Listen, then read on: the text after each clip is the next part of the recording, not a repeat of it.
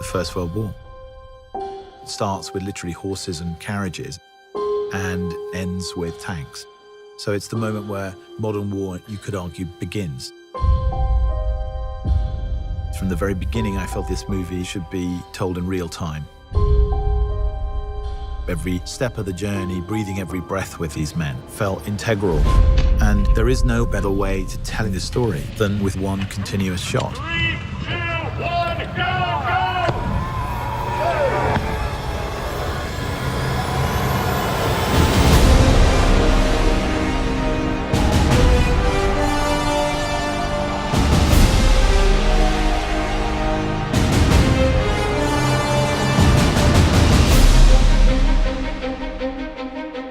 From the first moment I talked to Sam about the idea of it as a one-shot movie, I knew it was going to be really immersive.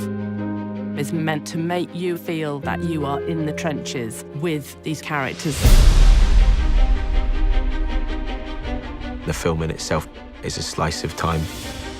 These two young men get sent on a mission to deliver a message to stop an attack. Action! So they've got to cross into enemy territory on a race against time to deliver a message that will save 1,600 lives. And the camera never, ever comes away from the two characters. There's always that sort of get-out-of-jail card that you have with the movie. Well, you know, we might be able to cut around this, or we might take that scene out. That's not possible on this film. The dance of the camera and the mechanics all have to be in sync with what the actor's doing. When you achieve that, it's really beautiful and exhilarating.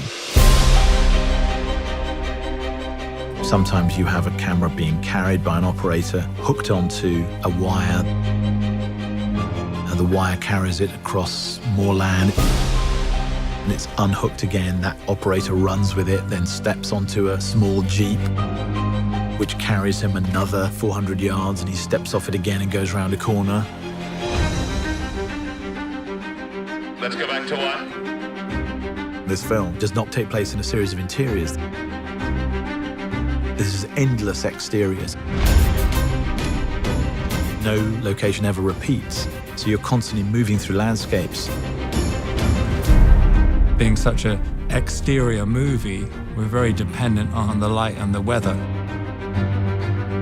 And we kind of realized, well, for a start, you can't really light it. Action. Because, you know, if you were running down a trench and turning around 360 degrees, there's nowhere to put a light anywhere.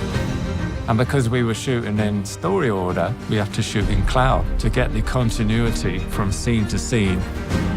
So some mornings, the sun would be out and we couldn't shoot. So we would rehearse. And we're rehearsing. And then we'd be waiting around, everyone with their eyes up in the sky, trying to see how long it'd take for the sun to move behind the cloud. And as soon as it comes over, you've got this 5-minute window. Everyone would be like, come on, go, go, go. Go, go, go! So you are also in the lap of the gods. It was like a piece of theatre every take. Once it starts, it can't stop.